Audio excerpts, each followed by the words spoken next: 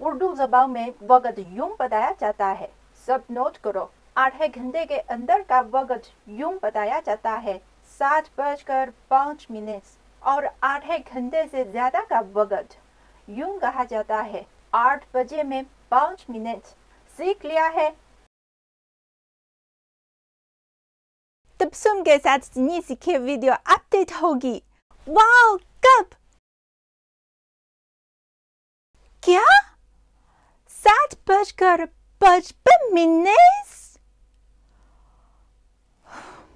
Hello दोस्तों, 大家好। तबस्सुम के साथ जिन्नी सीखे में तमाम दोस्तों को खुशामदीद कहती हूँ।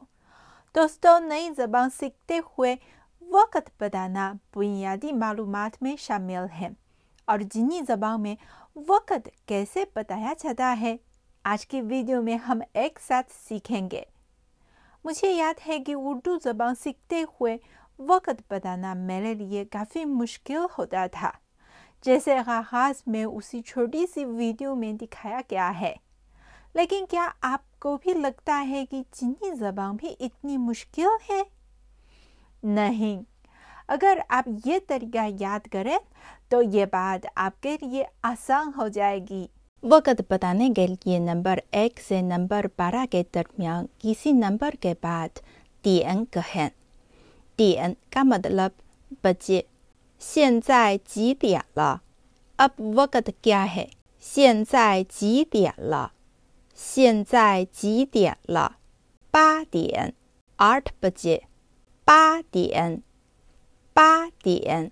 अगर वक़्त बताते हुए घंटे के साथ मिनट भी बताने हों तो आप यूं कह सकते हैं 分 分। इसका तरीका यह है, यानी 1 से 60 के दरमियान किसी नंबर के बाद 分 कहें। मसलन 8点10分 8点10分 मतलब है कि 8:10। तो जिन्नी ज़बान में नंबर बताने का क्या तरीका है? सबसे पहले हम एक साथ दोहराते हैं 1 से 10। 1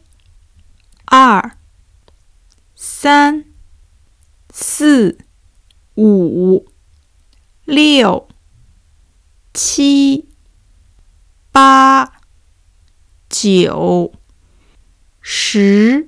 फिर 10 के बाद गिनती यूं होती है 1 से 9 तक का कोई नंबर, इसके बाद 10 कहें और इसके बाद 1 से 9 तक का कोई नंबर कहें।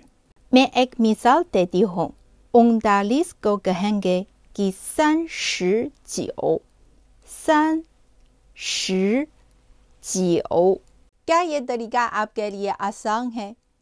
हर एक दिन के 24 घंटे होते हैं। रात का 1 बजे और दोपहर का 1 बजे।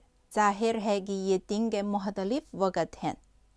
तो जिन्नी ज़बान में उन्हें कैसे अलग अलग बताया जाता है? जिन्नी ज़बान में दिन के मुख्तलिफ औक़ात को यूं कहा जाता है 凌晨 凌晨 凌晨 早上 早上 早上 上午 上午 上午 中午 中午 中午 下午 下午 下午 傍晚 傍晚 傍晚 晚上 晚上 晚上। अगर सुबह 7 बजे हैं तो कहेंगे 早上7点 早上7点 早上7点। शाम के 7 बजे को यूं कहेंगे 晚上7点 晚上7点 晚上7点।